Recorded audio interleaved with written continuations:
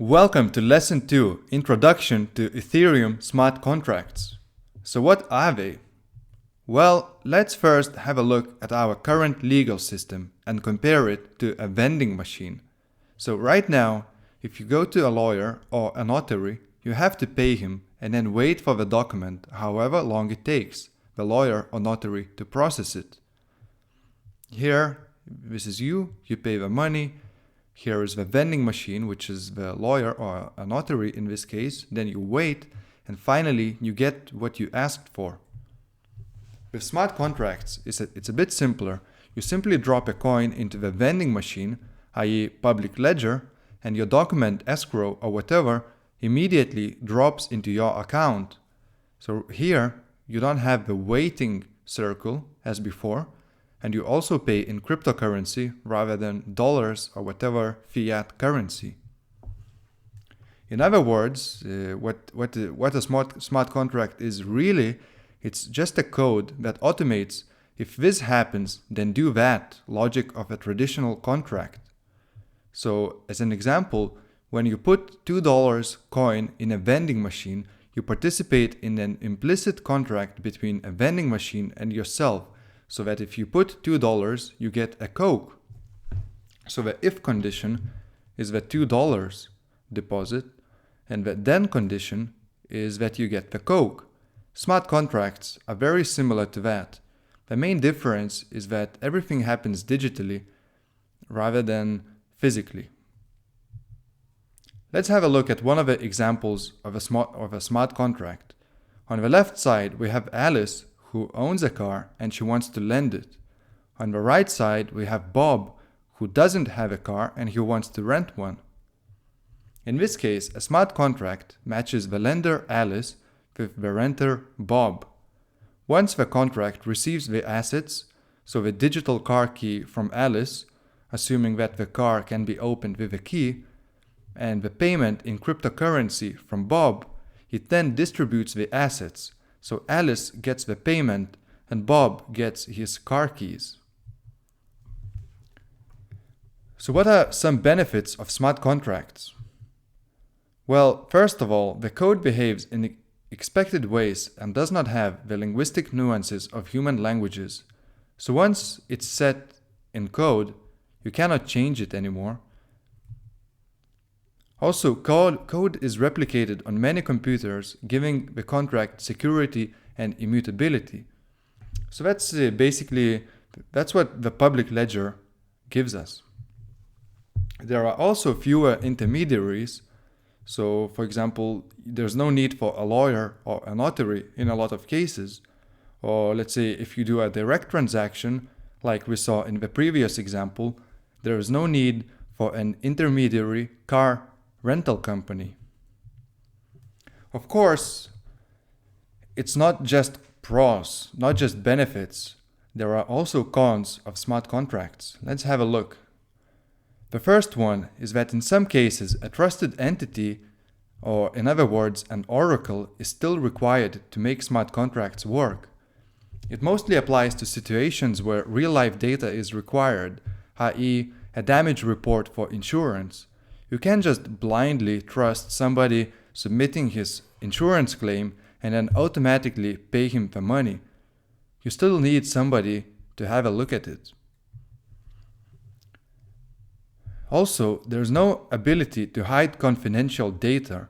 For example, if 10 banks set up a blockchain together and 2 banks made a bilateral transaction, it will be immediately obvious to other 8 banks that the transaction happened.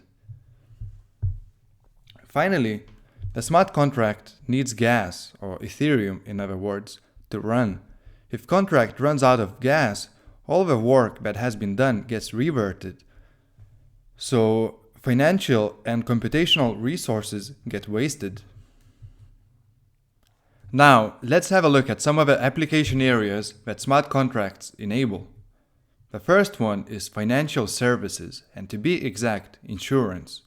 So, a smart contract could perform error checking, routing, and approval workflows and calculate payout based on the type of claim and underlying policy. Another application area is trade clearing and settlement, where a smart contract could manage approval workflows between counterparties, calculate trade settlement amounts, and transfer funds automatically. Another huge application area is healthcare, and to be exact, electronic medical records, where a smart contract would provide transfer and access to medical health records upon multi-signature approvals between patients and providers. Another area of application is population health data access, where health researchers could be granted certain personal health information and micropayments would be automatically transferred to the patient for participation. Another really interesting application area is personal health tracking, where patients' health would be tracked through Internet of Things device such as Fitbit and automatically generate rewards or penalties based on specific milestones. So if you are slacking and you're not walking as much, maybe some amount of money will be taken from your Bitcoin account or your Ethereum account. Another huge area which could be disrupted is entertainment. So a smart contract could calculate and distribute royalty payments to artists and other associated parties according to the rules of the contract. Now, this is going to be a fairly far-stretched example, but imagine a future where an autonomous electric vehicle comes to a charging station and pays the station from its wallet using Ethereum, for example, and the charging station processes the deposit, enables the charging, and then returns remaining funds when complete. That's pretty cool, right? The next one is logistics, where each party in a supply chain could track and audit all the life of a product in a verifiable and trustable manner. Another really interesting application area is peer-to-peer transacting, where smart contract matches parties and transfers payments automatically based on some conditions.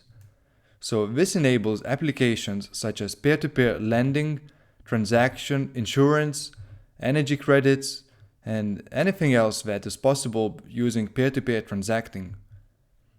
Now there are dozens and probably much more other application areas, such as voting, where smart contract validates voter criteria, log votes onto the blockchain, and initiates specific actions as a result of the majority vote. Another interesting application area is crowdfunding, which is quite known by now, even by the general public. And it's a widely recognized model where a new token or coin is released as part of initial coin offering to raise funds for a specific project. Another really interesting application area, which I am particularly excited about, is forecasting. So platforms such as Augur are now being created, which are based on the idea of wisdom of crowds, where the premise is that opinion or guess of many people gives closer approximation of the truth than single expert opinion. So, as you can see, there are many application areas of smart contracts, and it's a really exciting future that we are heading towards, and you can be a part of it too. In the upcoming lessons, we will dive straight into smart contracts coding and start exploring them in full detail.